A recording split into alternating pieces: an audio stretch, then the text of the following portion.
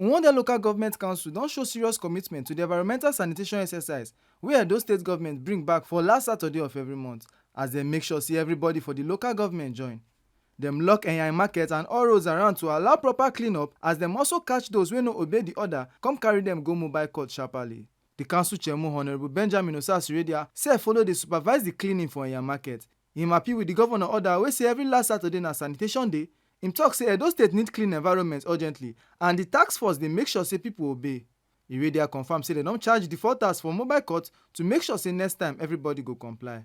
You see, all of us don come out today as governor talk and say the last Saturday of the month go be environmental sanitation. Make our people clean their environment, make dem take care of the market. We for government now come dey evacuate all the dirty wey dem bring come outside. More we go throw am for dump site. Now very better thing wey this administration don do, because we need to make Edo State make it clean, and for am to clean, they need to enforce the law, make sure say our people come out to do environmental sanitation. And now mobile court we dey call am. So all the security agencies that dey on ground, we sef for Uhunmwonde local government mobilize them come out, make them for the hold those people wey not obey government, wey not obey the law, so that tomorrow they go know say wetin dey expected of them to do to clean their environment, they go follow us do am. Comrade Nosakari Michael, Chairmo of Uhunmwonde local government task force, talk say the rubbish wey dem clear for Eyaen market don dey there for 16 years. He yarn say the task force work dey follow government plan to make sure say the state clean. Michael talk say Uhunmwonde don start this sanitation thing since 3 months before government even announce am for the whole state. Him say by next month, everywhere go better small small until all the area go clean. As una see am, we don dey outside since 6 a.m. and na the work wey government want now we dey do. We dey clean up everywhere. Like you see us now, we dey for Eyaen market, dey evacuate the waste wey dey here. This waste don dey here for the past two government wey don pass. When this waste wey dey pack now don dey here, that's about 16 years if I'm not mistaken.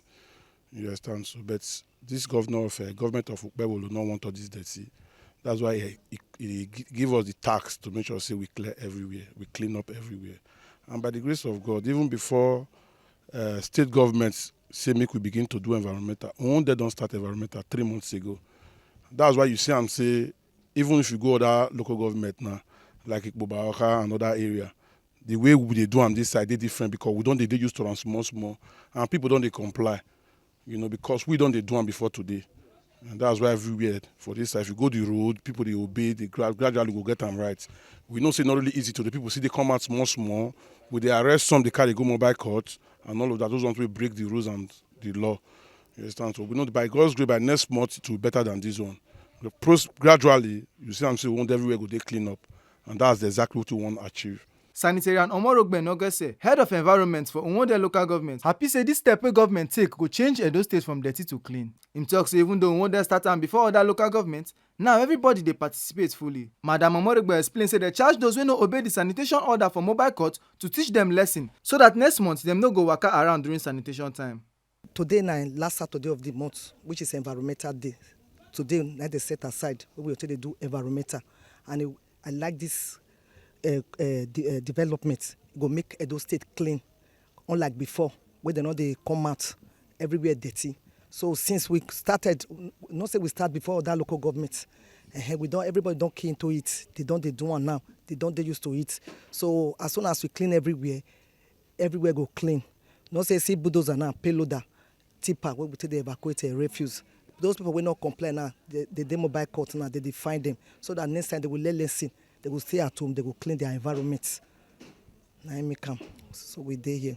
This sanitation exercise shows say Uhunmwonde local government serious to keep their communities clean and make people take environmental matters serious. Make una no forget say, as we see am, na so we dey talk am. We know they take blame.